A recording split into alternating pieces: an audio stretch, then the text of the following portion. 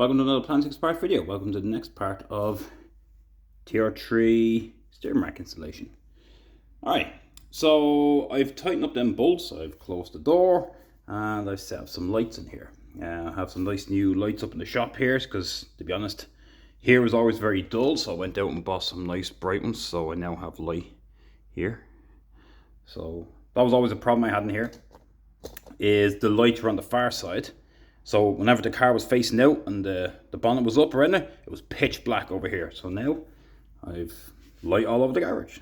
Anyway, so what we're going to do now is we're going to put the actual rack itself in.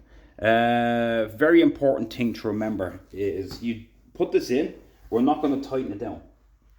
And the reason is why that it's meant to actually spin until it lines up with the actual steering column and everything's aligned up, then it will finally get bolted down. Otherwise you're just going to put a strain on the last section. So that's the last section of the column that actually goes onto the rack. Even though it has a knuckle, you're just going to put too much strain in it if it's not.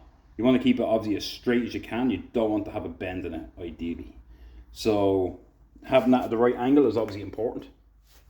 It does come with a new bushing for the steering column itself, but I've already replaced that one, so I don't need to replace this one. I'm not going to pull out a brand new one for a brand new one.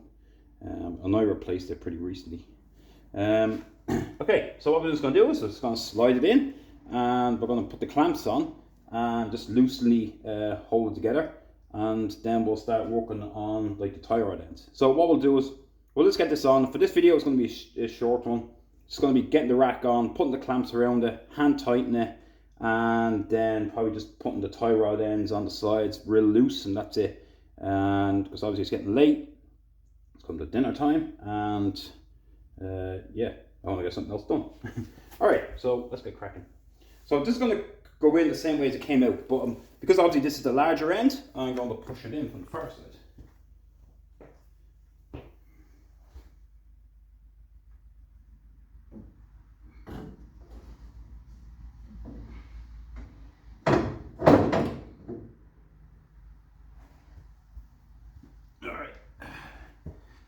So let me get the clamps,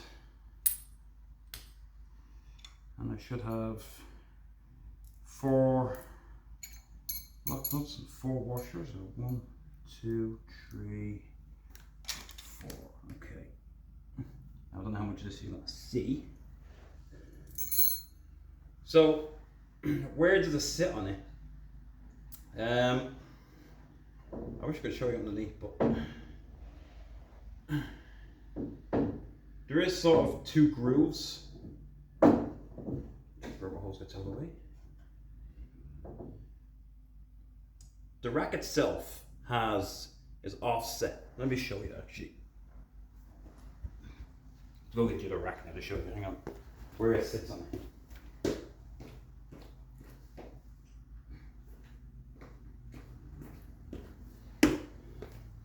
So here's the old rack that came out. So as you can see, where it sits is it's longer on this side than it is this side. So where the clamps will go is to be pretty much an equal distance from here and here inwards. That's where you have to measure it. So again, how we'll know is that when we put it on, we should still be able to move it a slight bit, and we'll make sure it lines up. We'll make sure that this lines up perfect with the steering column. Once that's all lined up and it hasn't shifted, then that's where it will stay. So, but in reality, it'll end up probably the same distance out. So let's say it was 1 inch out, it'll be 1 inch out. So that's ideally how it should end up looking. But yeah, it's a little hard to tell under there. All it is a case of putting the clamps on. So I'm gonna see if I can put it around so you can see in between here. Maybe you raise it a bit.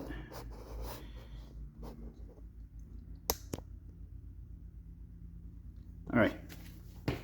So that's me. That looks awful high. Almost looks like it's sitting way too high.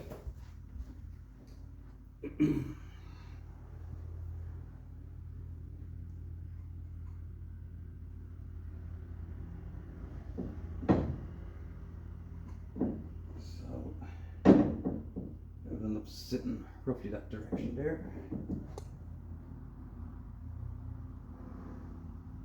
Yeah, it almost looks like it's way too high, but again, it's a bit of an optical illusion, I think. So here's the hard part, is put up these in without hitting my teeth again. So it sits on these. So if you can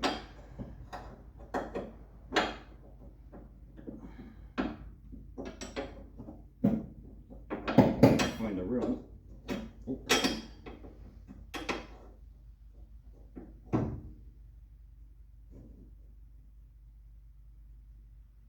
One. Now, be mindful that these are offset. I don't know if you can see them, they're actually offset. So what you want to do is make sure that the short part is to the right hand side, if that makes any sense. So it's more, this goes towards the middle. Just make sure you have it the right way around.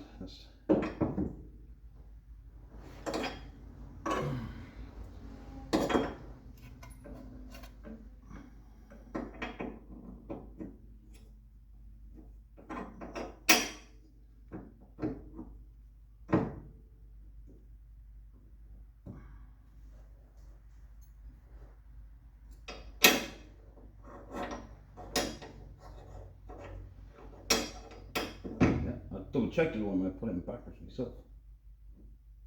Alright. And this is the easier part, is to place this on top.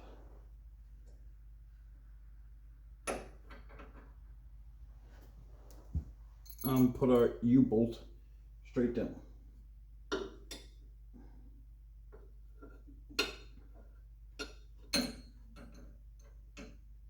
I say the easy part, it should be the easy part. As long as you can find room to get your fingers in there.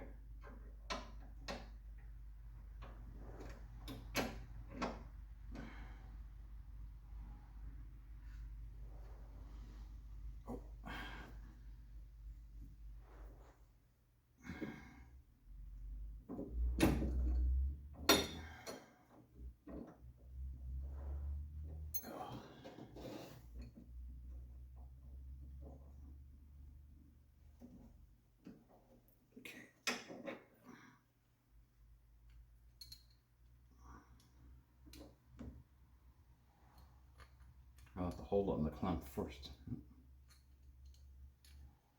Alright, no wonder I couldn't have this sitting. It's awful tight in there. There you go.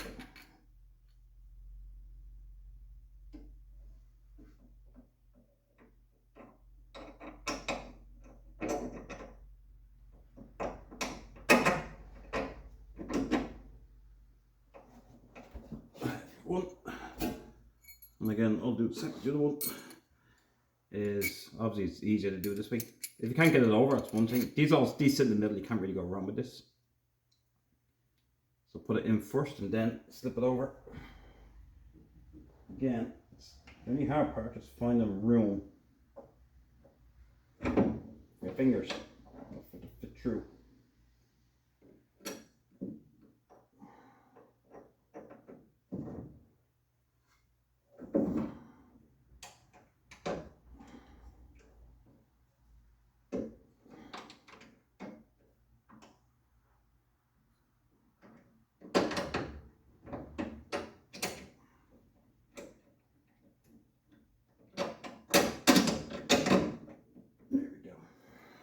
Now, if you remember, I had a problem with the holes the last time, yes. I still haven't tightened that up yet. So I know it's going to get in the way again.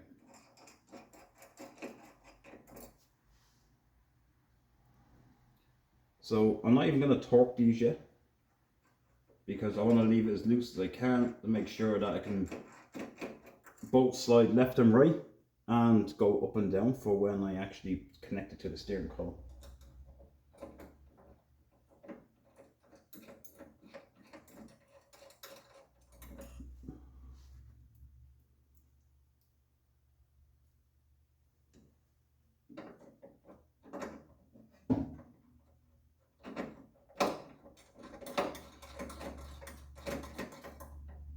Alright, that's loosely on there. Now in the kit, let me show you. In the kit, there's two items that I don't know what they're for. I'm not gonna lie. So in the kit, there was some nuts and bolts left over, so there's a tie rod ends. These two, so there's obviously two spacers here. I don't know why there's two spacers. I'm not exactly sure, because I looked it up and I didn't notice where these spacers went. Unless they're for, obviously this rack is for a different application. If it's a left or a right hand drive, maybe they used there. I certainly didn't take any of these off. That's for sure. And I know these two nuts are should be the inner rings for the tie rod end. So these are the inner rings, inner nuts, and then yeah, I don't know why these spacers are here. So I've looked it up. I have to probably read through the entire thing, but I didn't see anywhere these went. Now there's a couple of washers and everything left over here because I still have the two nuts here left over. There's the washers for them. That's the small one. I don't know where that goes. The smaller size. I had a couple of these left over. I changed the washers to my own ones because for some reason I think I kicked one and I lost one, so I ended up putting my own ones on it. But yeah, so I'm still trying to figure out where these go. So for now, we're going to put these on.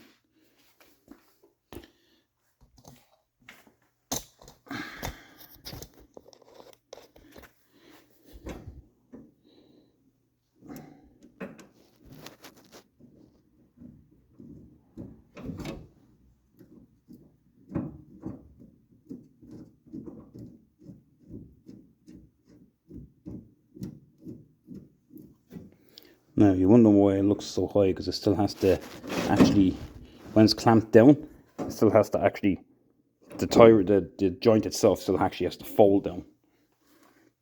It actually does bend down. Right now it's just pointing straight forward. That's why it looks up so high. That's why it's an optical illusion. It looks like it's up too high.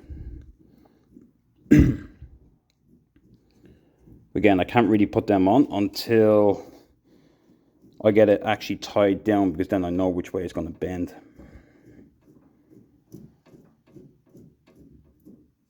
A lot of grit on this.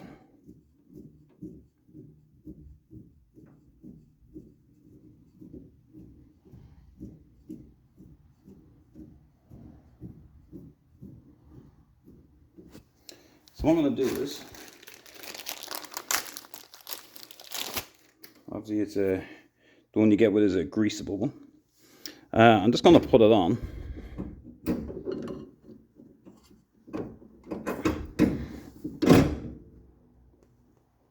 Oh God, it's stiff. Oh, there we go. Ooh, it's awful stiff. Anyway, I'm just going to slip it on anyway, just for the sake of being on. Not that it makes much of a difference. I just want to get it off the ground, to be honest. At least if it's on the car, I can't lose it.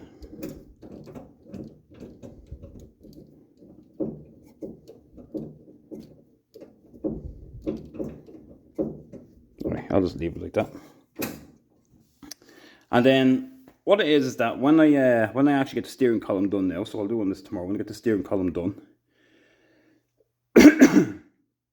I'll basically eyeball as straight as I can. I may do something simple, for example, like, well, I could use the bodywork, like the two arches, but then again, they could be flaring outwards, which is not going to give you a good representation of it. But, no, I'm just going to eyeball it and basically just, again, I'll put the tie rod in, and I can always adjust the inner tie rod to try pull it in if needed. But again, it's only enough to get it on. The more important thing is to find where it's straight with the steering rack. So what we're going to do is, we're going to find out where the middle of the rack is. So we'll do this tomorrow. So we're going to measure the full turn from one to the other. So when the rack is completely to the left and completely to the right. And then we're basically going to measure how far it travels. Once we get that, we'll divide it in half and we'll come back and then we'll find the midpoint of the actual steering rack. Once we know that, we should be able to connect it up to the steering column and make sure the steering wheel is straight. So at least then we know that the steering should be straight and in the middle. From there then, as long as that's okay, once we put the tie rods on at the end, or the track rod ends, whatever you want to call them, from there, once it goes to the shop, as long as the steering wheel is straight, we say, like, I'll bring it in and say, that's straight, just have to adjust the wheels accordingly. That's all it should be. So that's what we will do. But for now, I'm just going to throw this nut and the other one on the far end, and we'll get a measurement on that tomorrow, and we'll do that. So yeah, this is just a short video, and we'll see you tomorrow where we'll start finishing up all the connections. All right, so see you in the next part.